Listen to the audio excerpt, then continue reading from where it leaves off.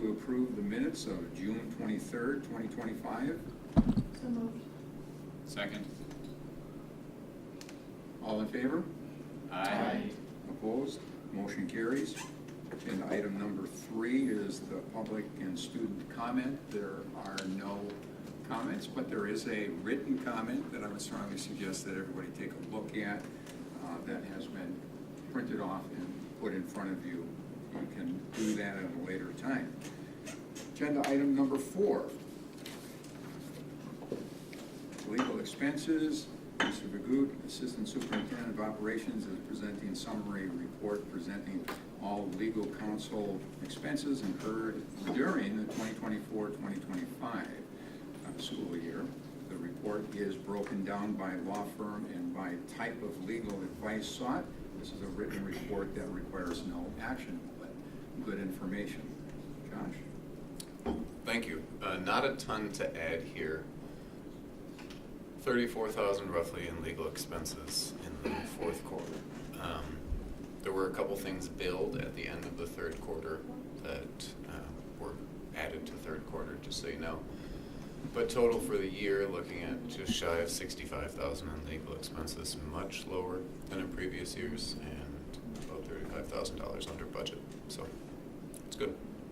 Any questions from board members? Can I ask the board a question? Is this something you want to see quarterly?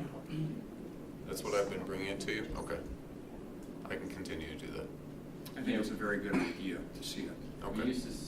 We used to see it less, but then if we got kind of off, we didn't find out It's until hard to later. figure out when. Yeah, it was just, even though it's really quick, it's nice just to see it along the way and Okay. make sure we're not missing something. Sounds great. Agenda item number 5, presented summary lists of the legal firms the district makes use of for the variety necessary legal needs. Comment about that, Josh? I don't believe there's any new firms on here this year compared to last year. Added the newest one last year. Yep. Move right on.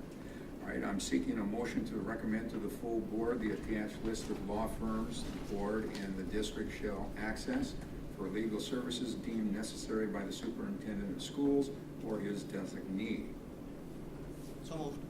Second. Any follow-up questions? All in favor? Aye. Opposed? Motion carries. Thank you. Agenda item number 6. Administration asks the Education Operations Committee of the whole to recommend to the board a date, time, and location for the budget hearing and annual meeting, thus allowing full board approval in a timely manner. This will allow all notices and timelines to be met for an annual meeting between May 15th and October 31st, pursuant to State Statute 120.081A. Josh, or is it going to go to Josh or is it going to go to you? Probably both of us. This is one of the things the board had asked us to have a discussion about, and so the idea is a weight of what we're interested in. If we wait until our October date, we have far more concrete, we know exactly what the dollar amount is that we're talking about in the budget. What it doesn't give us is the flexibility that if something goes haywire to bring it back in front of you because our timeline is really tight. Whereas if we go in September, it gives us more flexibility that if the board has questions, we can bring it back to you in October. Some school districts do October, some have done September, but we kind of bring it in front of the board to see what your thoughts are, if you're directive for us. And I think, Lance, you had a comment based on a question last year. Yeah, I asked last year for this to come back this year, and Cassie was on top of it, and Josh brought it back. I actually forgot. But so when we have the annual meeting and we have the public in, and I know not all that public actually shows up, but we have our official vote. We have our official vote on numbers that aren't official numbers because they don't come in until October. So I always just thought that was odd. And I know some districts do that, other districts wait. And so I didn't request it with the thought that I want to change it, but more or less just I wanted to discuss it to find out, is there a good reason why we have our annual meeting when we don't have the official numbers, rather than having the annual meeting in October when we have the actual official numbers? Because if there's a good reason, I'm fine with it. I just didn't know what that would be. Mm-hmm. And I would just echo that districts throughout the state do it throughout the summer and fall. We used to do it prior to Bob, when Chex was here, we actually used to do it in June in this district. The one thing I would say is that I agree that it gives us more flexibility to change something if the annual meeting is held in September versus holding it right up against the deadline in October. So we do change something, like we always change something after the annual meeting, because then the actual numbers come in, and so then we change for the. We do update it October. slightly. I guess if something were to go sideways in the annual meeting, then we would only have a couple days to schedule an emergency board meeting because it has to be held. My understanding is it has to be held by October 31st. Doesn't matter to me, whatever you So guys want. it's the time frame between the annual meeting and the final meeting where we have, that's really the biggest issue, having a little space in between those two meetings is what helps. Right? Okay. Makes sense. Or, if the board were to not approve of something at the annual meeting and want to see it again, we have to schedule another meeting, something like that. So it's kind of a double check on everything. Sarah, go ahead. I was just gonna say, I think I would be really anxious holding an annual meeting 3 or 4 days before it was due into DBI, only because one bad case of the flu, one lack of quorum, one big issue, just feels like we're putting a lot of strain that doesn't necessarily have Yeah. to be there. Yeah, no, I can see that. Just the annual meeting isn't a board meeting. The board is at the annual meeting, but the annual meeting is a public hearing. So we sign up to vote just like the rest of the public signs up to vote. And so it just always seemed odd to me that we were having a public hearing and during the presentation, we explained, I don't know why nobody's here, but by the way, none of these numbers are final.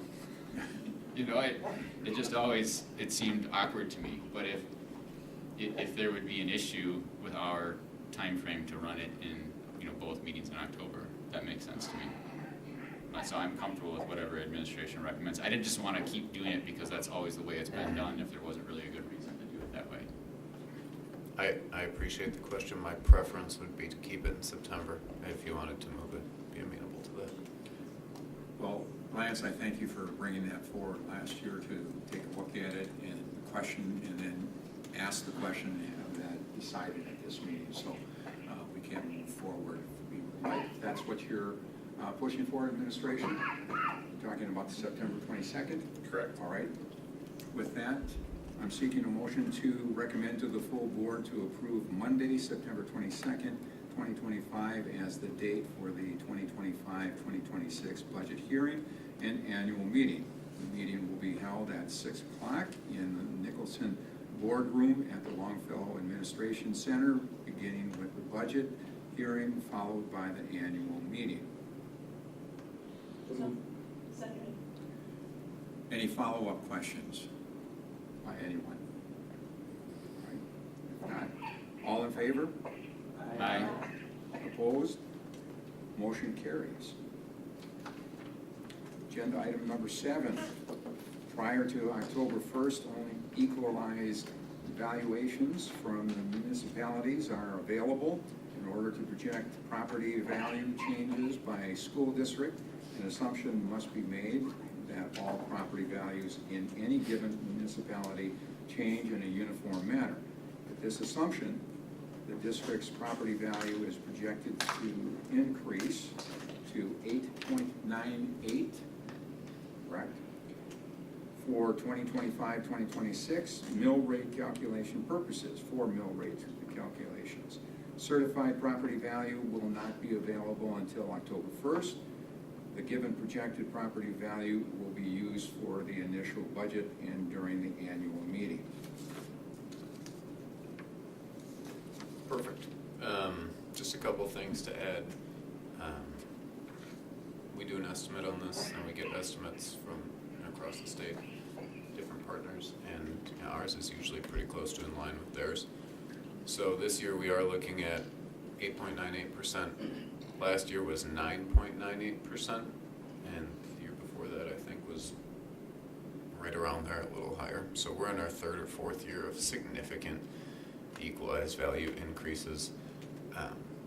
And this is pertinent because later in our conversation, we will be looking at a discussion about the mill rate. And keeping your mill rate steady when your equalized values are jumping by leaps and bounds is hard and would require a rapidly increasing levy. So I just wanted to add that for a little context. We do have these estimates of what the values are likely to change in all of the villages, townships, and cities that we are a part of. And then on this next screen, we have, if we were to adopt one of the levy options that we're proposing today, based on the estimates we have today, this is what it would look like in terms of a levy breakdown by fund for each of those cities, villages, and townships. I'd like to stress that these are estimates and likely to change. I just want to show it so everyone knows. Any questions on equalized value estimates? The total value in the district went from 6.185 billion to 6.741 billion.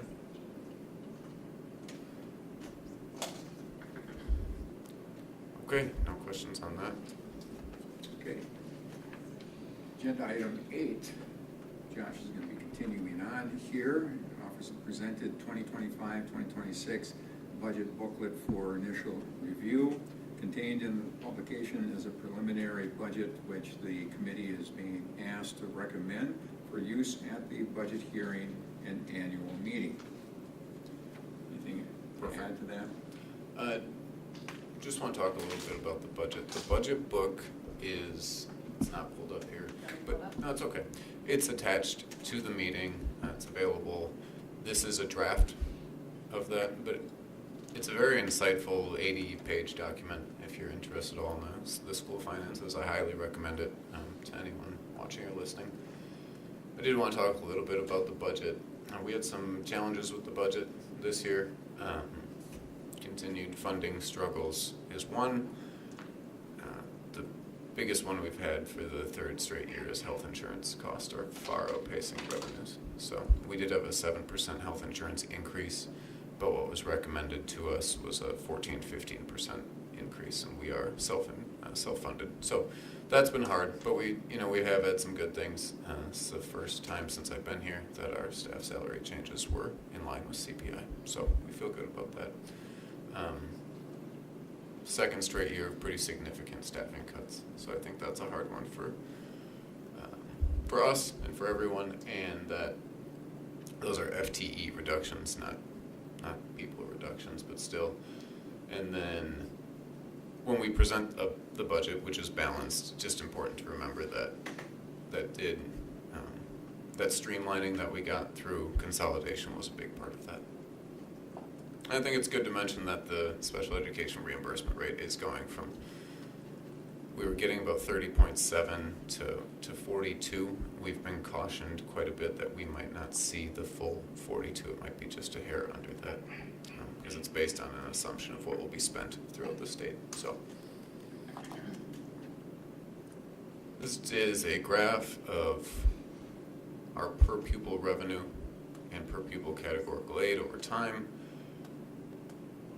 The red line that you see there on the graph is inflation. So everything between the top of the dark blue line and the red line over the last 15 years. That's all money that the district has not had compared to inflation. So it's a lot to operate without, and that does add up over time. A couple things will impact this, the budget between what we're presenting now and what you're going to see in September and October. Final district staffing plan, we actually are doing quite well. I think probably the best in recent memory in terms of having staff positions filled, so that's great. Certified property values equalization aid final certification. Third Friday pupil count, so it's part of a 3-year rolling average. And then a big one is the voucher cost. So that is money that we tax directly for support of the private schools in our district. So the budget we are presenting is a balanced budget. In previous years, we've adopted a deficit budget, and for a long time that worked out really well for the district. We didn't spend up to every dollar of expenditure that we budgeted, but in the last couple of years that has not been the case. So we thought it was prudent to present a balanced budget if at all possible. So we're looking at $117,366,124 in both expenses and revenue. We do see an increase in the total revenue limit, a decrease in state general aid, which will lead to a little higher general fund levy. That's part of our next discussion, but I will answer any questions that you have on the general fund budget. Questions from the board? Now, one question pertaining to consolidation. You alluded to that. I'm sure you're still in discussion about where you're going to put that money. But that's a question that seems to be rolling around in the community. Where are you going to put that money? What fund? You know, is it Fund 49? Is it, what fund are we thinking about? Throw that out to you, Josh. And You we're don't have talking an for answer the, right yep, now? for the building sales? Yeah, we'll certainly bring anything we're thinking in front of the board. Yep, for your feedback. So that's good. But there were savings also beyond just the building sales. There were, obviously the FTE reductions and some pretty big savings that I think we had at a prior meeting. It was like $2 million already recognized. Pretty significant. So, we'd be looking at some pretty hard decisions. We had hard decisions anyway, but it'd be even harder if we didn't have $2 million of reductions because of that. I think that shows a good step in the right direction in what we're doing by streamlining everything that we're looking at, and I appreciate that. So go ahead. So that's all I have on the budget. If you wanted to make the motion at this time. Do that. I got a quick, Oh, Sure. go ahead. what is the savings alone, does that help the situation about last year? Because you had mentioned about the potential in 26 of maybe having short-term borrowing, but now I saw that it was less likely. Is that basically coming from those savings? Or how did our situation improve? Yep, so we've done significant work with the board in terms of balancing our budget. When we were talking very seriously about short-term borrowing, we were looking at $4 to $5 million budget shortfall for this year. So hopefully we will not have that this year. Last year turned out okay in terms of where the final numbers ended up. Of course, that will be presented to the board as part of the audit report. So I would say, yeah, the changes we made certainly helped, and hopefully we don't have to short-term borrow in the near future. If the health insurance thing doesn't turn around, that'll be a problem for the district. And just so everyone knows, why district short-term borrow is that the revenue doesn't come in a continuous way throughout the year. So you reach a point in usually mid-December where districts are short on the ability to make expenses, to meet expenses. And a number of districts throughout the state do short-term borrow as a way to meet those expenses. This district has been very fortunate to not have to do that. Well, and one of the reasons is because of Fund 10. Because we have a healthy Fund 10 balance that protects us from that. But that's why we have to be concerned as we move forward on where the Fund 10 is going to be as well. Yep. Correct. Yeah, the fund balance. I completely agree. Any other questions? Let me get the motion out there. I'm seeking a motion to recommend to the Board of Education a preliminary 2025-2026 general fund budget of $117,366,124 for expenses and $117,366,124 for revenue for presentation at the annual meeting and budget hearing. So moved. Second. Follow-up questions? All in favor? Aye. Opposed? Motion carries. Thank you. Agenda item 9, contained in the presented 2025-2026 budget booklet is a corresponding tax levy to support the budget. Once approved, this levy will be presented at the budget hearing and annual meeting. Follow-up comments? I do have a couple, if that's okay, and this will get a little sticky, so just bear with me. So what you're looking at is a graph of the mill rate over time. That's the line. It's gone down pretty consistently over the last 10 years. And the overall tax levy, which has been pretty steady. It dipped significantly last year, down by about 4 or 5 million. The district has used debt defeasance, essentially prepaying on our capital debt as a way to help manage the mill rate and overall levy. And we'll have a little discussion about that further on. It's been a pretty successful strategy. We've retired, I think, over $70 million of our capital debt and saved over $19 million of interest payments for our taxpayers, so that's a good thing. The bottom part of this is the mill rate over time in the district. So the 25-26 number is just a placeholder, but you can see that it's decreased significantly over time. Rate for that, or two reasons for that: relatively flat district budgets or decreasing district budgets, and those property values that we talked about increasing by leaps and bounds, because mill rate is a kind of a product of your equalized property values. So there's two ways we could look at this. We've historically used defeasance to prepay on that capital debt and match the mill rate. Last year, we defeased $15.4 million. Decreases in state aid, an increase in our revenue limit, along with some exemptions that we lost. This year are going to increase the general fund levy. So we've been looking at a decreasing general fund levy the last couple of years. This year it will be increasing. That's not something we really can control. It's just, it is what it is. So we have two options. The first option, the option that would be the administration's recommendation, would be to, if you look at the top line in red, you see the general fund levy. It's going up by about $5 million. It would be to decrease our debt defeasance by an amount that allowed the levy to remain flat.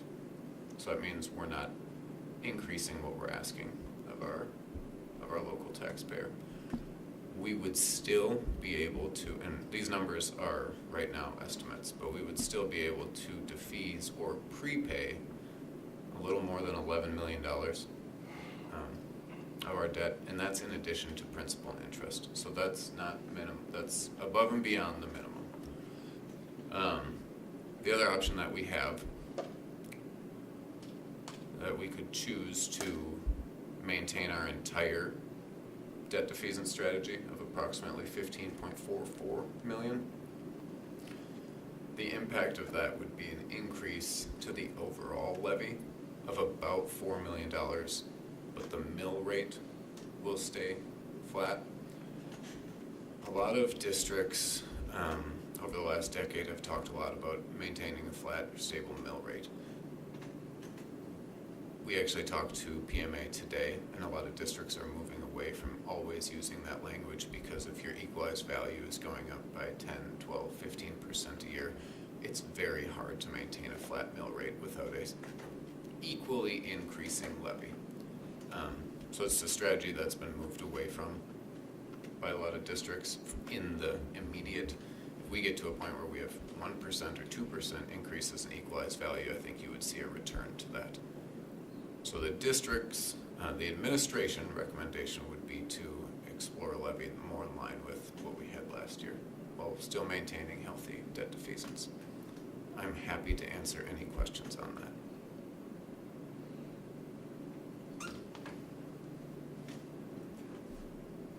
So you feel comfortable staying where we're at? I do. The one additional strategy, and there's not an option for this on here, is increasing the levy by the amount of net new construction. We have about 1.79% net new construction in our equalized value. And the theory on that is it would allow the increase in your tax levy to be dispersed amongst the new construction. But overall, I'm comfortable. We're still prepaying a significant amount of our debt. In the long run, it saves money for us. By prepaying debt? Yes. Yes, we would be prepaying less this way. So, but it would still be a significant savings for us and for the taxpayers. Are there any questions?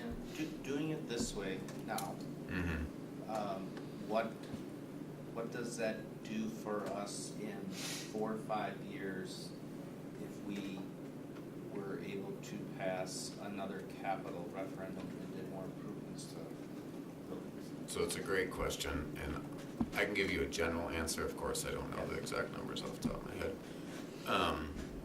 What we're seeing here is we still have $11 million that we're prepaying essentially on our debt. So you would have space to assume $11 million of annual debt without increasing the overall levy, because you could push out that prepayment if that is what the district chose to do. So in 5 years, we prepay an additional 55 million in theory, right? So that opens up $55 million worth of borrowing against what the mill rate is? You would create space to open up for borrowing while maintaining a level mill rate. Districts, of course, are not bound to a level mill rate. You could go for a referendum that increased the mill rate. But what you are doing, something pretty significant that the board and the district have done, is eliminated some of the longer term payments. So we will actually pay off our debt quicker. So that does create some space to potentially go to referendum if needed. I know we've identified over, I think, $60 million of deferred maintenance needs in the district. And that's without talking about any building improvements. So. Well, I think it's important that the community knows that what we have done in the past, we've lowered that debt over a period of time. That is really saving us money by doing that. But if we go to what you're suggesting, we dig into that, we stop the payment, we're still in the good because of the fact that, you know, all we're doing is we're not paying pre-debt. We're not paying as much pre-debt, but yes, in the case of a new referendum, we would still just be paying our debt. We'd be making our payments. So, Even this year, you know, one of the things we explained to the community is if they would have approved the referendum. So if the community approves an $8 million a year referendum, we'd be looking at this budget right now, and instead of prepaying $11 million of debt, we'd be prepaying $3 million of debt, and the taxes to the community would be staying flat, just like we said they would. I think the recommendation makes sense. The only concern that I have is we described it as mill rate, because that's kind of what people think about. We described it as whether the referendum passes or not, your mill rate's going to stay flat. This is going to cause the mill rate to go down. And so we're going to have to do a good job of explaining that the mill rate didn't go down because you said no to the referendum, because there will be people who will say, see, told you, they lied. The referendum didn't pass and the mill rate went down, when actually the mill rate's going down because property values went up. We're taxing the same amount. You know, the amount that we can control is how much we tax. We can't really control the mill rate, so to speak. We control how much we tax, and we're keeping that flat.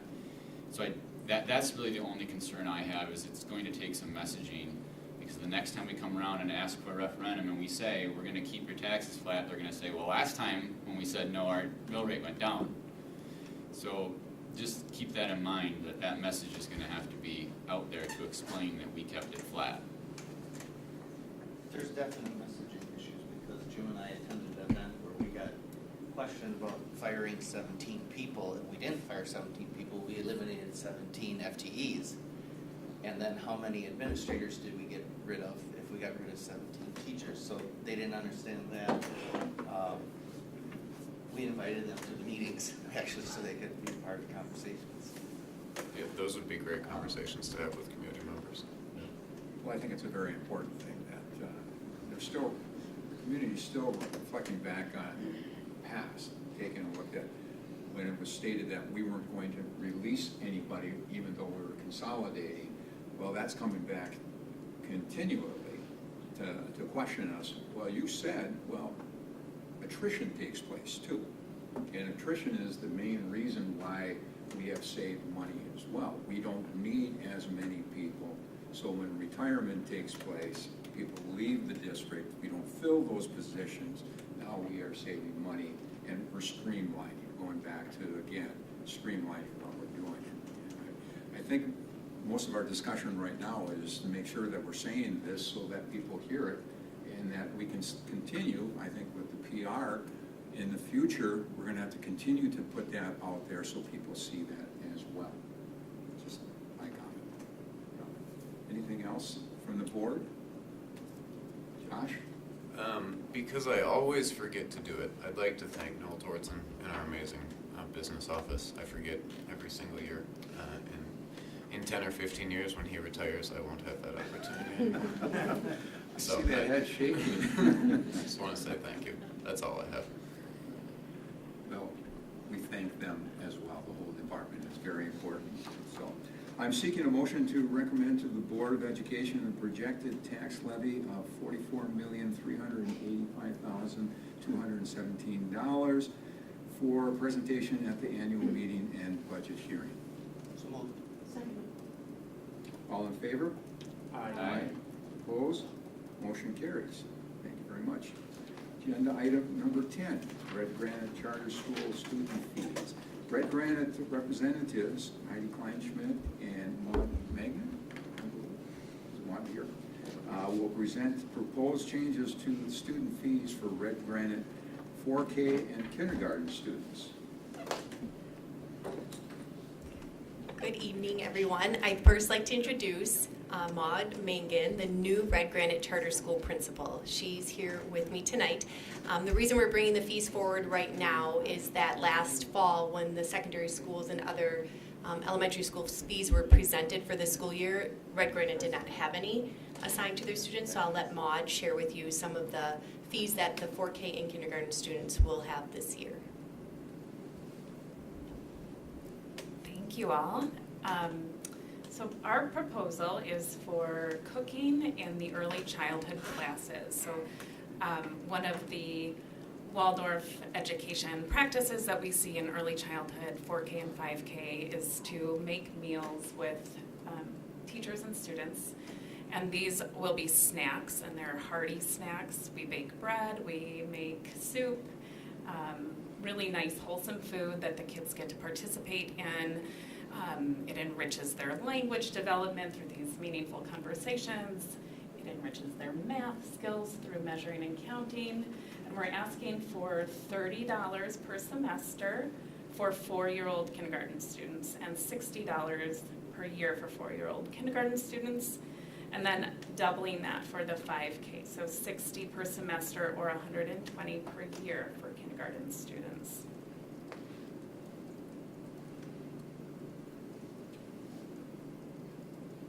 Some additional benefits, if you would like to hear them, are the benefit to rhythm and routine. It creates a sense of emotional security in our classrooms, so building in a meaningful meal routine. We're modeling healthy food choices, practical life skills, sensory development through taste, texture, and scent, the social emotional development of cooperating and sharing meals and cooking for one another. It's a really sweet scene if you ever would like to stop by and see Miss Lindsay cook with her kids. So it costs money to feed. It costs money. Exactly, so obviously, you're looking at this, that you need to have that in order to take care of the children. That's correct. Okay. All right, what I'm going to do is I'm going to put the motion on the table and then open up for questions. I'm seeking a motion to recommend to the full board the approval of the change to the Red Granite student fees for 4K and kindergarten students as presented. So moved. Second. Okay, now, any questions from the board? Follow-up questions? The only concern I had was alleviated when I got to the bottom of the presentation and where it pointed out that any families with hardship that, will find a way to make it work. We just don't want any students to think they can't take part in this program because they're being reduced or whatever, so. Absolutely, and I'm glad you brought that up. It's a question that I've been navigating a little more closely, whether or not we offer right off the bat to our free and reduced families an alternative. So that is something we are working out, but we do have the ability to fundraise for that. Any other questions? Is there any opt-in or opt-out? Maybe they don't feel that that'd be a benefit for them for paying the extra to have those. I just feel like everything you did list for gaining out of this program is kind of like a family-oriented. Those are all things they could be learning at home. And you know, when you do send your child to school or what have you, you want them to kind of learn the things that you can't teach them at home. You have the resources at home. Feel that's the most benefit value to have that price increase, and where maybe that money could have gone to something else in school. Yeah, I appreciate that perspective too. I think it would certainly be nice if all children had that experience at home. I know with busy families, working parents, fast food, not all kids get that. I think people choose Red Granite because we do operate in this sort of holistic community, family style classroom, and it's something that we feel is really nurturing for our early childhood to hold that the rhythm of a home-like feeling. So that is a deliberate part of our pedagogy as well. I think if people wanted to opt out, that's a conversation I would be more than happy to have. I'm not sure what it would look like, but all questions and conversations are welcome. Hey, Mom. Thank you. How are you? Good, how are you? Good. I just wanted to say I love the idea of using cooking to teach lessons, from mathematics and fractions to community to the very aspects of hospitality and how important that is. I kind of want to come have soup and bread with you, so send me an email. Please do. But I love the idea, and I echo what Lance says, making sure that you have an option for the families that can't. If you're not familiar with it, the Wausau School Foundation has a Waldron Fund specifically for students who can't afford things, so if that does become an issue, that's an option as well. But thanks for sharing. Thank you so much. That's a great tip. Glad you brought that up, Sarah, because that was talked about at the assembly today with the all-staff assembly at Wausau East High School, and the foundation people got up and talked about how they're looking for ways to help different schools get buy-in with their money, you know, and I kind of liked how they presented, so. I've had the opportunity to be on that board for the last 2 years, and they do good work. And it's a great option and a resource for our kids and our teachers. And that's why we have you on that board, so you can bring that information back to the board, because we wouldn't know that. So, okay, any other questions? I think it's just a matter of me seeing it, probably understanding, you know, what it all entails. But yeah, if there's, when that class starts or whatever, it'd be really cool to see it. So. Well, we will most definitely invite you on bread day. I think that's the best.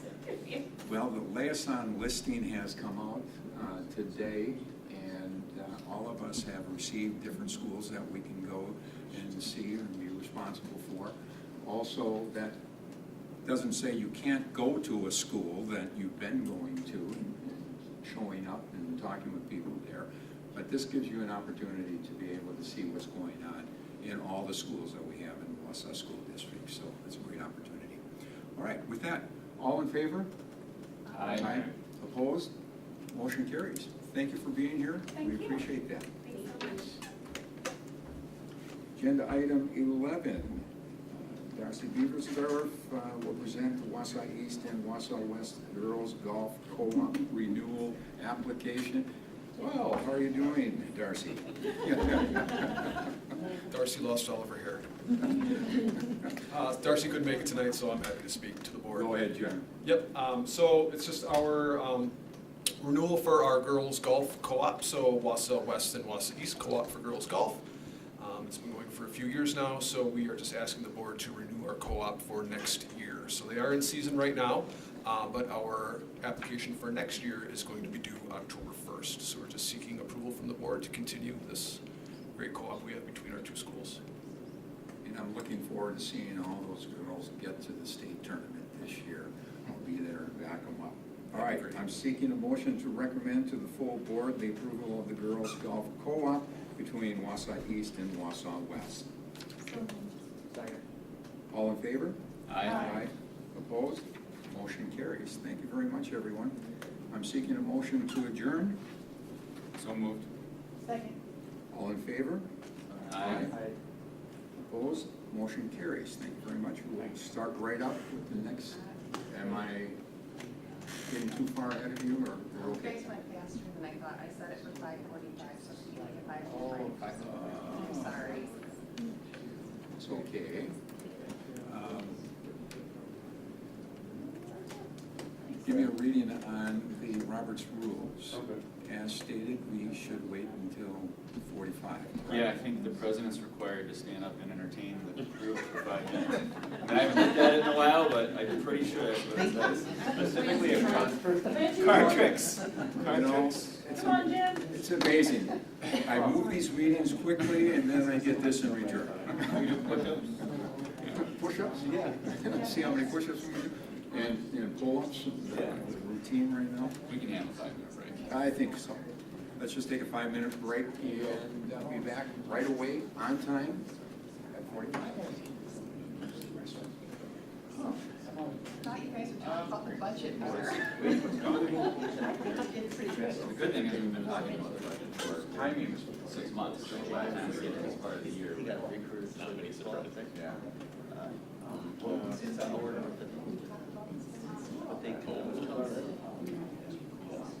So, 4.5 hours straight through. On average. I was sort of thinking back to 3 districts right up there, so they have a brand new 3-story high school and 4 new full turf fields and a new turf football field and a new elementary school.